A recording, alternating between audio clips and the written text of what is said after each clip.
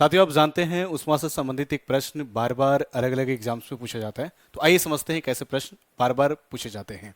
ये रहा उष्मा का सवाल, आपसे पूछा जा रहा है कि बताइए उष्मा संचरण की वह विधि जिसमें माध्यम के कण गति नहीं करते हैं कौन सी होती है ना, आपको बताना है। मैं आपको बता दूं जानकारी के लिए कि उष्मा जब एक स्थान से दूसरे स्थान तक प्रवाहित होती है तो तीन प्रक्रिया के द्वारा प्रवाहित होती हैं। मतलब स्थानांतरण तीन प्रक्रिया से होता है। एक आपका प्रक्रिया होता है चालन, लेकिन चालन प्रक्रिया तब कहा जाएगा जब उष्मा ठोस में एक स्थान से दूसरे स्थान तक प्रवाहित होती हैं। तो ठोस में जब उष्मा प्रवाहित होती है तो जो ठोस का कण है ये कण गति नहीं करती हैं, इस बात को ध्यान रखिएगा। अगर वही उष्मा द्रव और गैस में एक स्थान से दूसरे स्थान तक प्रवाहित होती हैं तो उस प्रक्रिया को, उस प्रोसेस को संवहन कहा जाता है, जिसे आप कन्वेक्शन कहते हैं।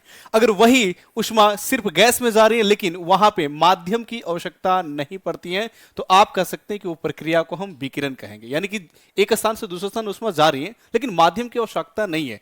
चालन और संवहन में माध्यम की आवश्यकता होती है, लेकिन विकिरण एक ऐसी प्रोसेस है जिसमें उष्मा प्रवाहित होती है लेकिन माध्यम की आवश्यकता नहीं होती है। तो आप बोलोगे, साथ ही पूछा जा रहा है कि माध्यम के कण गति नहीं करता है, तो आप बोलोगे चालन जो प्रक्रिया है, कंडक्शन जिसे कहते हैं, इसमें गति नहीं करते, बाकी संवहन और विकिरण में यहां पे गति होती है। ये आपका प्रकीर्णन बिल्कुल अलग चीज है। आप इस माध्यम से समझ सकते हैं पानी को लेकर यहां पे गर्म किया जा रहा है, तो जब पानी को गर्म किया जाएगा तो साथ ही जो पानी है, द्रव है, तो यहां पे कन्वेक्शन होगा जिसे संवहन कहा जाता है। इसका अगर हैंडल गर्म हो रहा है तो चालन हो जाएगा क्योंकि आपका ठोस पदार्थ है, और यहां से जो ऊपर तक जा रही है ये आपका रेडिएशन है क्योंकि उसको जाने के लिए कोई माध्यम की आवश्यकता नहीं पड़ती है। ठीक इसी प्रकार से एक साथी प्रश्न है जो आपको कमेंट बॉक्स में कमेंट करके बताना है कि इस प्रश्न का आंसर क्या होगा। बहुत बहुत धन्यवाद।